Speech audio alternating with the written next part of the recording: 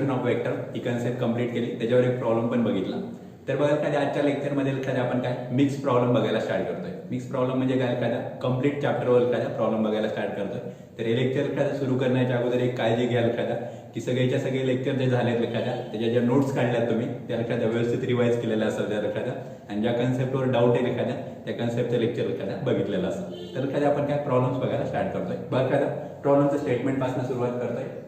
What vector, बघा काळजी करू, what vector added to p bar is equal to I cap minus 2j cap plus 5k cap and q bar is equal to 2i cap plus j cap minus 3k cap will give a unit vector along the y-axis. आता काय थोडं वर्डिंगचं एखादं analysis करायला start करू. काय म्हटलंय बघा, what vector म्हणजे काय आपल्याला एक वेक्टर फाइंड आउट करायचा आहे.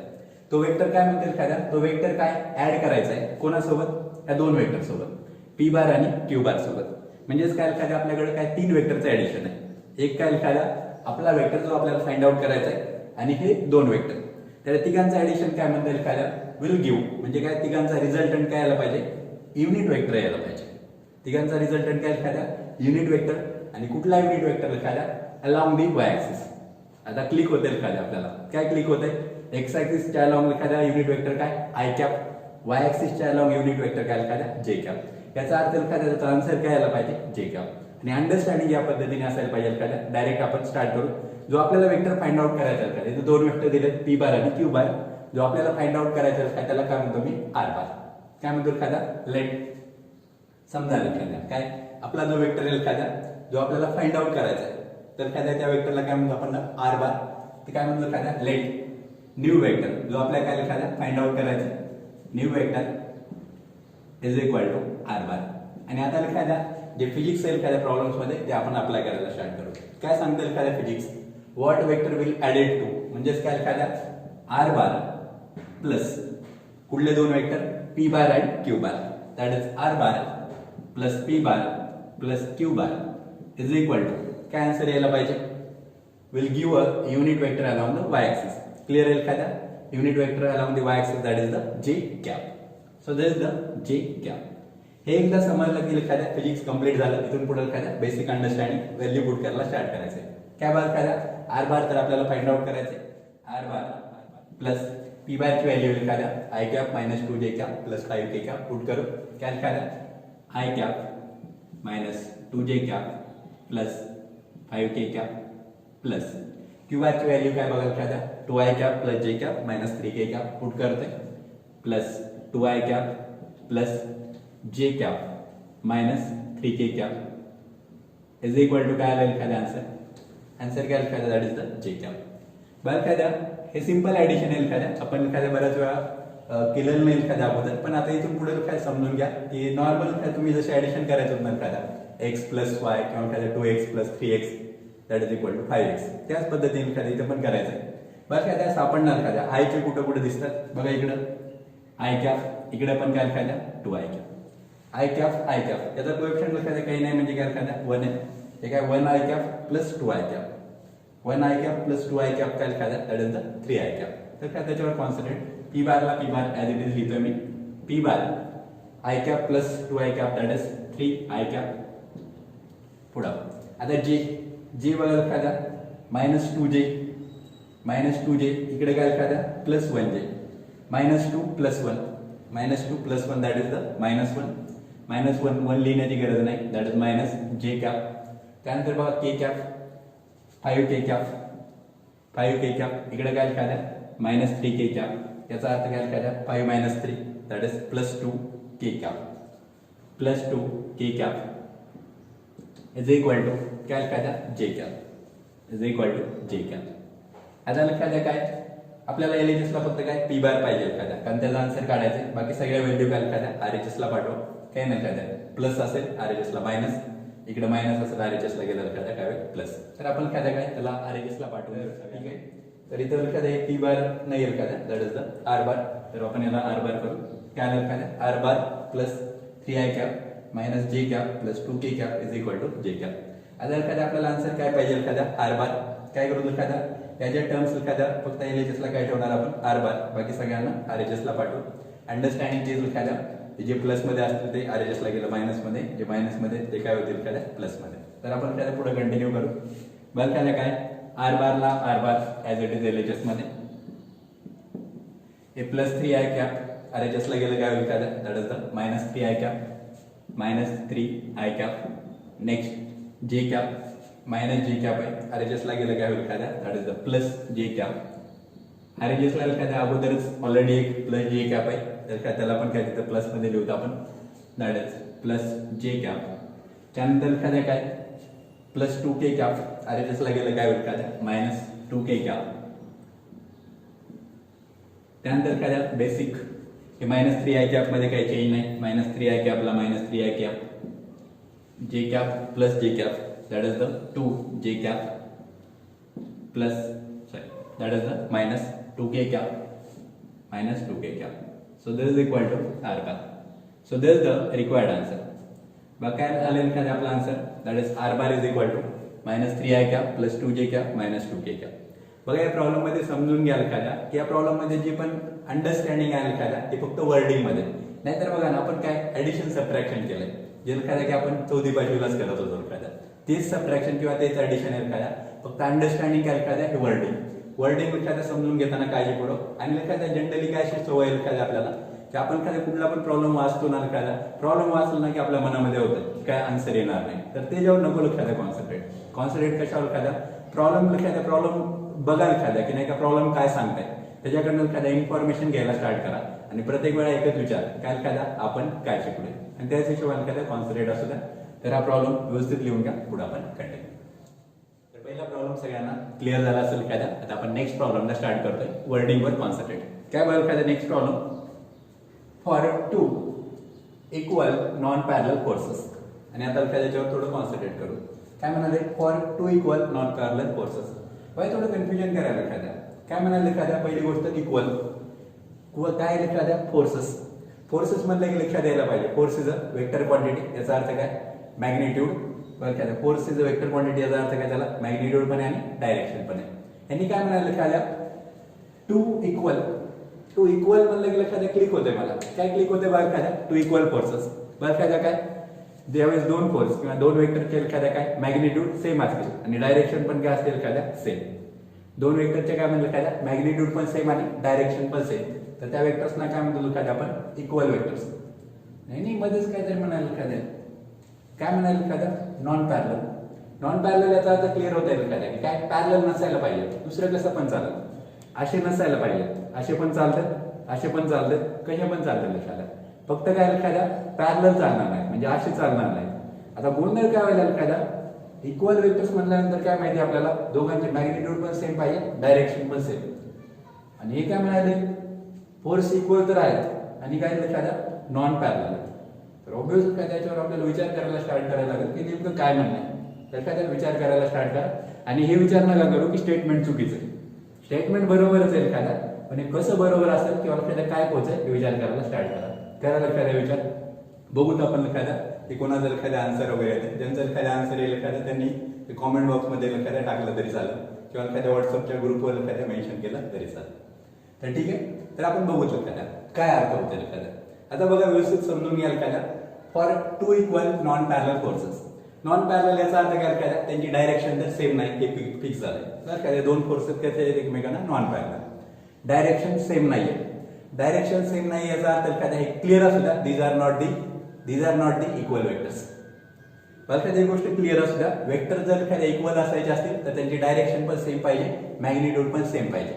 याचा अर्थ काय एखाद्या these are not the equal vectors. तुम्ही म्हणाल मग हे कशाला दिले, तर हे कशासाठी दिले एखाद्या इम्प्लाइज मिनिंग समजून घ्या.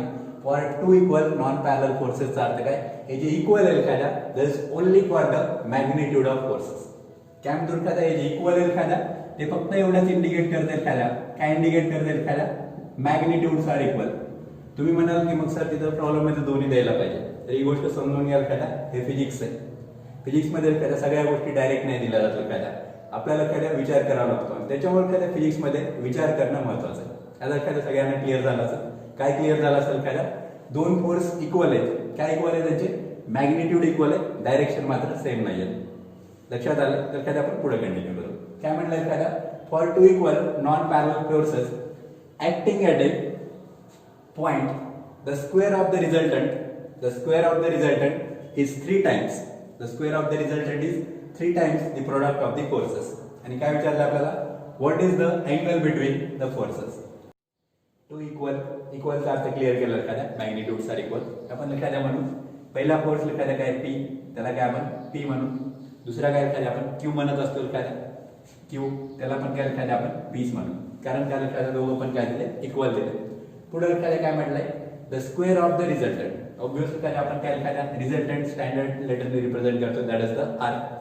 काय म्हणतात स्क्वेअर ऑफ द रिझल्टंट, याचा अर्थ काय एखाद्या R square is equal to काय म्हणतात एखाद्या square of the resultant is 3 times याचा अर्थ काय एखाद्या 3 पट 3 times the product of the forces 3 times the product of the forces. बघा एखाद्या प्रोडक्ट ऑफ द फोर्सेस म्हणजे काय दोन फोर्स मल्टिप्लिकेशन काय होईल एखाद्या P into P that is the P square. याचा अर्थ काय एखाद्या भेटला आपल्याला r square is equal to 3 multiplied by P square. असं जर असेल तर एखाद्या आपल्याला काय विचारलंय what is the angle between the forces, म्हणजे कोणाची व्हॅल्यू विचारली आपल्याला थीटाची व्हॅल्यू. तर बघा एखाद्या याच्यातलं फिजिक्स कंप्लीट झालं एखाद्या, फक्त आपल्याला विचार करायचा आहे कुठला फॉर्म्युला वापरायचा आहे. तर त्याच्यावर विचार करा की कुठला फॉर्म्युला वापरायचा आहे आणि त्यानंतर एखाद्याचं आन्सर कसं काढता येईल. तर ट्राय करा एखाद्या, आपण पुढे काढता. तुमच्यापैकी एखाद्या बऱ्याच जणांनी ट्राय केला असेल, ज्यांचं आन्सर आलं एखाद्या त्यांचं कौतुक एखाद्या, ज्यांचं नाही आलं त्यांनी पण लक्ष द्या, ज्यांचं आलं एखाद्या त्यांनी पण लक्ष द्या. त्याचं कारण एखाद्या काहीतरी वेगळी अंडरस्टँडिंग एखाद्या आणखी आपल्याला सापडून जाईल. तर आपण कंटिन्यू करू. मग एखाद्या काय फोर्सेस दिलं आपल्याला, काय रिझल्टंट आणि एखाद्या त्या प्रोडक्ट ऑफ फोर्सेस जर एखाद्या रिलेशन दिलं होतं. बघा एखाद्या रिझल्टंट एखाद्या त्या फॉर्म्युला आपल्याला आठवायला काही हरकत नाही. काय फॉर्म्युला एखाद्या सगळ्यांना आठवत असेल, आपण पॅरॅललोग्राम लॉ मध्ये बघितलाय. r is equal to under root, बोला एखाद्या r is equal to under root P square plus Q square plus 2PQ cos theta. हे एकदा समजलं एखाद्या संपला प्रॉब्लेम. आता एखाद्या फक्त एक अंडरस्टँडिंग बघू एखाद्या आपल्याला r square is equal to 3P square पाहिजे ना, तर काय करा दोन्ही साईडचा स्क्वेअर करून घ्या.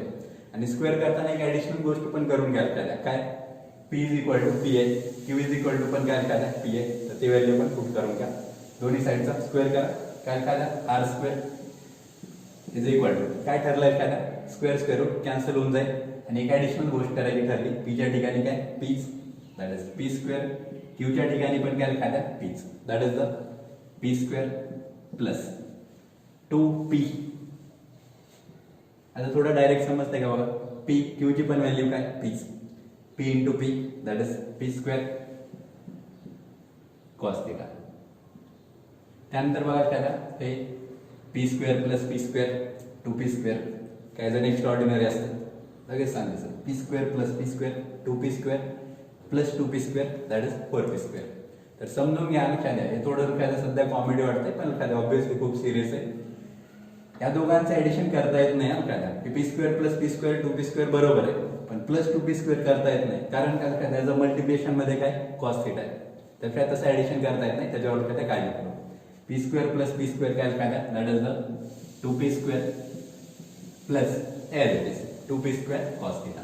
या दोघांचं ऍडिशन करता येत नाही हे लक्षात ठेवा नेहमी. r स्क्वेअरची व्हॅल्यू दिली का लक्षात आपल्याला बघा इकडे r square is equal to काय सांगितलंय 3P स्क्वेअर. उचला लक्षात r स्क्वेअरला उचलला त्या ठिकाणी काय ठेवणार आपण 3P स्क्वेअर या दोघांच्या मध्ये एखाद्या काही साईन नाही, याचा अर्थ एखाद्या डिफॉल्ट काय असतं मल्टिप्लिकेशन. हे 2P स्क्वेअर इकडे प्लस मध्ये इकडे आलं मायनस मध्ये काय होईल बघा 3P square minus 2P square is equal to काय आहे याच्यातला 2P square cos theta 2P square cos theta. बघा हे सबट्रॅक्शन आहे काय simple subtraction 3P square minus 2P square 3P square minus 2P square that is the P square simple 3 minus 2 that is 1 काय एखाद्या 1P square इकडे लिहितोय that is P square is equal to आणि जसला काय एखाद्या 2P square cos theta 2P square cos theta. बघा एखाद्या आता थोडं काळजीपूर्वक हे 2P स्क्वेअर एखाद्या हे जे कम्प्लीट 2P स्क्वेअर आहे इकडे कशामध्ये एखाद्या काही साईन नाही म्हणजे काय मल्टिप्लिकेशन. लक्षात असू द्या डॉट हे एखाद्या मल्टिप्लिकेशन साठी वापरलेलं सिम्बॉल आहे. इकडे मल्टिप्लिकेशन मध्ये इकडे आलं काय होईल डिव्हिजन मध्ये असं लिहिता येईल का मला P square divide by 2P square is equal to cos theta. बघा P स्क्वेअर काय होते कॅन्सल हे कॅन्सल काय एखादा 1/2 is equal to cos theta असं लिहू का cos theta is equal to 1/2 cos theta is equal to 1/2 cos theta is equal to 1/2 आता बघा एखादा विचार केला एखादा कॉसच्या कुठल्या अँगलची किंमत 1/2 आहे काय म्हणतो एखादा कॉसच्या कुठल्या अँगलची किंमत एखाद्या 1/2 आहे तर एखादा ही व्हॅल्यू एखादा जर आठवणा गेली एखाद्या तर ते आपलं कॉन्सन्ट्रेशन एखाद्या त्या स्टँडर्ड ट्रायंगलवर असू द्या एखाद्या आणि ते ट्रायंगल एखाद्या कंटिन्यू काढत चालत एखाद्या तर तुम्हाला खूप फायदा होईल इकडे ट्रायंगल काढून दाखवतोय काय बघा एखाद्या ट्रायंगल कुठला ट्रायंगल एखाद्या that is the 30 60 90 degree triangle काही दिवस एखाद्या हा ट्रायंगल एखाद्या माझ्यासोबत काढत चला एखाद्या नंतर काय तो तुमच्या डायरेक्ट ब्रेन मध्ये त्याची इमेज असेल कसा बघा एखाद्या पास्ट मध्ये हा अँगल काय एखाद्या 30 डिग्री अँगल काय 60 डिग्री हा काय एखाद्या 90 डिग्री काय ठरलं एखादा hypotenuse 2 30 डिग्रीची opposite side 1 60 डिग्रीची opposite side √3 आता एखाद्या याच्यामध्ये काय एखादा कॉस्ट ची व्हॅल्यू काढतो मी cos 60 ची cos 60 ची व्हॅल्यू काढता येईल का बघा मला काय बघा एखादा cos 60 काय ठरलेलं एखादा cos θ is equal to adjacent side by hypotenuse 60 साठी adjacent side 1 hypotenuse 2 that is cos 60 is equal to 1/2 बरं एखाद्या काही दिवस एखाद्या ट्रायंगलवर कॉन्सन्ट्रेट जसं पण काय तुम्ही पुढे जाल एखाद्या त्या गोष्टी एखाद्या ऑटोमॅटिक क्रिएट होतील आणि हा जो ट्रायंगल आहे एखादा हा डायरेक्ट एखाद्या तुमच्या ब्रेन मध्ये असेल तुम्हाला हा ट्रायंगल काढायची गरज नाही पडणार cos 60 इज इक्वल टू 1/2 याचा अर्थ काय एखाद्या कॉसच्या कुठल्या अँगलची किंमत 1/2 आहे कुठल्या अँगलची किंमत एखाद्या दॅट इज द 60 डिग्री याचा इम्प्लाइज मिनिंग काय एखाद्या theta is equal to 60 degree